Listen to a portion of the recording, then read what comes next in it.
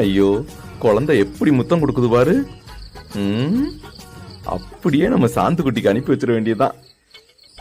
அனுப்பியாச்சு. பாத்துருப்பாளா? இவ வாட்ஸ்அப்புக்கே நேத்து சாயந்தரம் 3 மணிக்கிட்ட வந்திருக்கா. இவ பாத்துக்கிட மாட்டா, நம்மளே போன் போட்டு சொல்லிடுவோம்.